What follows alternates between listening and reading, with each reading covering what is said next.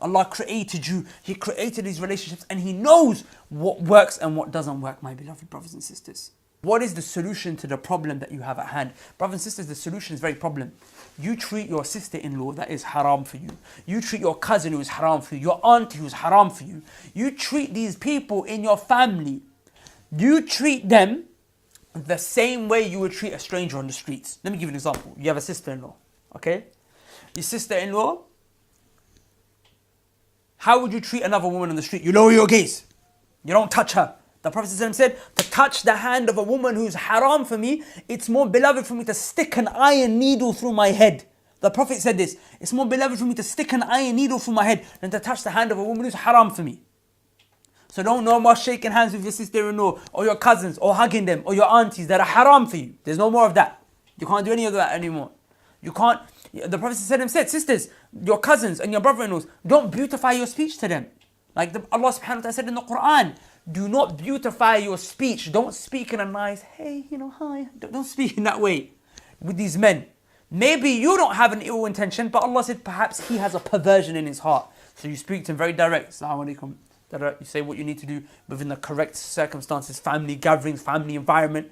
You do it, but you don't meet up alone. You don't sit together. Why don't you sit together with your brother-in-law or your sister-in-law? Because the Prophet said, no two people who are haram for each other sit together alone, except the shaitan is a third one in between them. He's trying to make you guys do haram.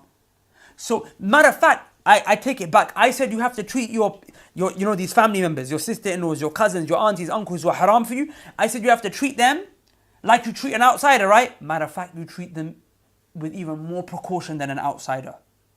Because you're more likely to end up doing haram with someone who's closer to home, a sister or a cousin who's coming to your house every day, or you're going to a house and you're free and your boundaries are all mixed up. You're more likely to do zina with her or with him than you are with a random woman on the street. Because they're not so close to home. The guard is not so dropped. Does that make sense? So you don't look at them, you look down. Remember, if the first look, if it's accidental, no problem. Just look away. But the second look is from shaitan. Brothers, you have to treat them the same way, rather with more caution than you would treat someone who's outside in the streets. That's the solution. You want a solution? That's the solution, my beloved brothers and sisters. Now quickly, and at the end I'm going to give the answer to the brother's initial question. Now quickly, let's run through the mahram chart. Okay, you can see this chart that's on the screen right now. Take a screenshot of it if you want, if you need, if it helps you, take a screenshot of it. Don't take a screenshot of my face though, please.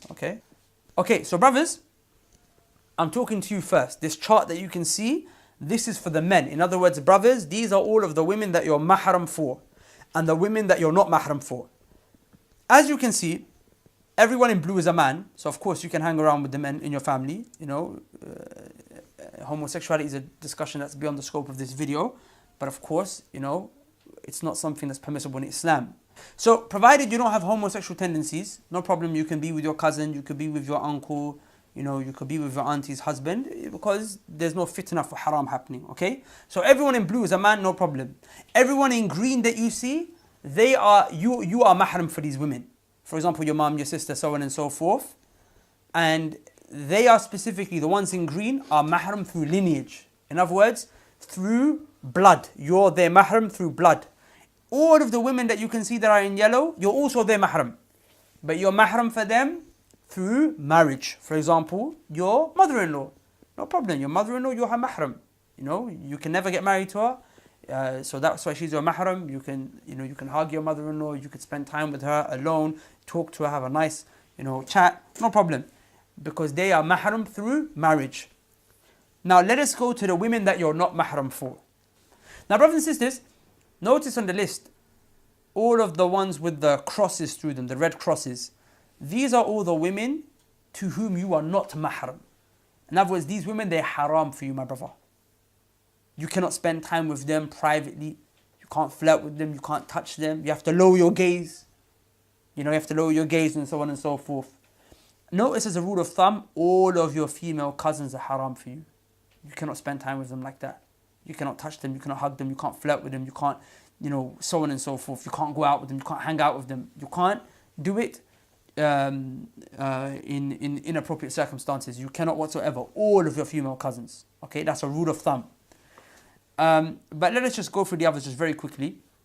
Notice that from your dad's side of the family, from your paternal side of the family, your dad's brother, your uncle. In Urdu, we would call him Chacha or Taya or whatever. Yeah, your dad's uncle's wife is haram for you. So your Chachi or your Tai, they're haram for you. This brother who sent us the email, this is the person in the family who we fell into zina with. Okay, he fell into zina with his dad's brother's wife, his auntie. Okay, now the one that he ended up marrying was his dad's brother's daughter. His dad's brother's daughter, as you can see right there. He married her, but he fell into zina with his wife. Okay, so now let's go to your mum's side of the family. From your mum's side of the family, your mum's brother's wife is also haram for you. Your mum's brother's wife, she's also haram for you. Just like your dad's brother's wife is haram for you. Okay? And of course, all your cousins are. Now, your sister-in-law is again going to be haram for you. All your sisters-in-law are automatically haram for you. So that would mean your brother's wife, and that would mean your wife's sisters. Your brother's wife is your sister-in-law, she's haram for you. And your wife's sisters, they are also your sisters-in-law, but from your wife's side, and they're also haram for you. So that's for the brothers, okay? I hope that's made the matter clear for you, inshallah ta'ala. Let us now just quickly look at the mahram chart for the sisters. Again, sisters, as you can see, everyone that's in peachy pink, they're women. So provided, again, you don't have any lesbian tendencies, no problem. These are your family members who you can hang around with, because there's no risk of fitna. Okay, you can hang around with your cousins and your aunties and your nieces, no problem. Okay, if you look at all the men that are in green, these are again men who are your mahram. They are your mahram, but they are your mahram from where? From lineage, from blood, because of blood relation, like your dad, your granddad. All the men that are in yellow, they are also your mahram, but they are your mahram through marriage. For example, your father-in-law, your son-in-law, your daughter's husband, he would be your mahram. No problem, inshallah ta'ala. Okay? No problem. Now, sisters, let us just quickly look at those men who are absolutely positively haram for you. There's no two ways about it. They're from your family. Again, the same way all of the females for the men that are cousins, all the female cousins for the men are haram, the same way all the male cousins for the women are haram. All of your cousins. Now, your uncle, who happens to be your dad's sister's husband, he's haram for you. The same way, your uncle, who happens to be your mum's sister's husband, is also haram for you. Okay? And of course, your brother-in-law is haram for you, i.e. your sister's husband, or your husband's sisters. Or your husband's brothers. Your husband's brothers. Your brother-in-law, whether it's your sister's husband or your husband's brothers, they're haram for you also. So that's your mahram chart. I just wanted to go through it so you guys can understand it a little bit better for yourselves. Write it down, take a screenshot of it, but don't take a screenshot of my face like I said.